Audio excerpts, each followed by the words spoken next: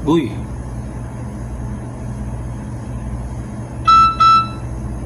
May nag-message sa akin. Alamin natin kung ano yun. Gamit ang Philippine number ng Pilipinas, pero nandito ako sa Riyadh, Saudi Arabia. Tingnan natin kung ano yung nakalagay rito sa kanyang message. Ang sabi rito mga guys, di mo pa din ako nami-message para sa napiling makakakuha ng slot win ngayon. Wow! Di ba? Meron palang ganon. Pero paano niya nalaman yung aking number? Di ba? Hindi ko naman siya friend sa Facebook o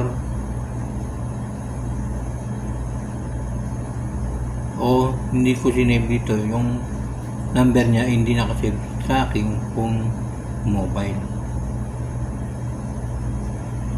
Inaantay ko po kayo mag-chat kasi ipapaprocess ko na po today. Paki-claim na din po after deposit yung red envelope. Ano yung red envelope, no?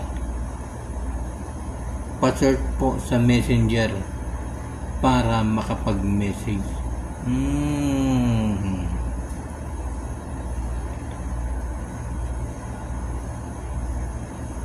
Meron ditong binigay na pangalan kung kanino ko i-message. Ayan. Ang pangalan niya rito ay si Charlene May Aguilar. At yung kanyang palayaw, sinabi rin dito, Chacha. Naka-red, nasa McDo.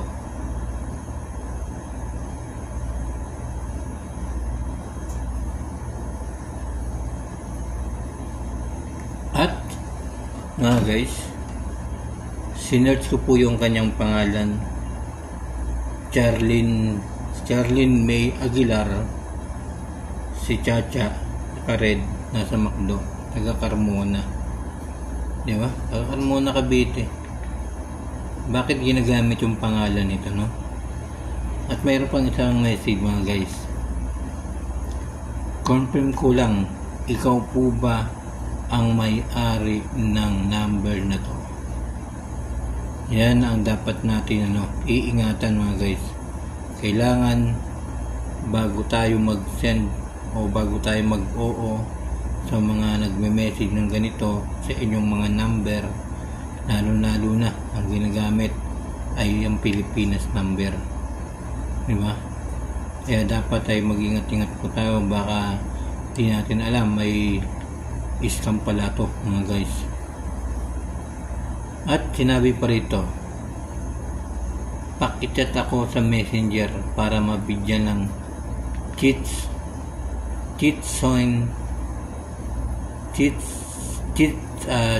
pin pala, hindi pala cheat pin sa game time na ibibigay ko sa new site po namin.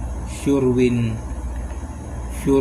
to 100 mo, palakihin natin. Ingat po tayo mga guys sa mga ganitong ang pangalan niya ay Charlene May Aguilar, aka Chacha, naka-red, nasa McDo.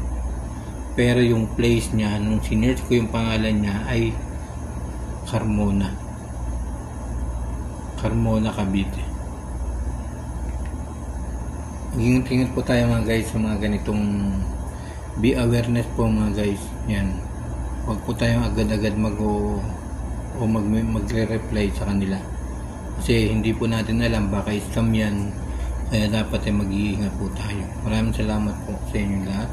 Itong video na to ay isang be awareness po yan para sa lahat ng mga Para sa lahat ng mga tao. Ito yung gusto mo po sa inyo lahat.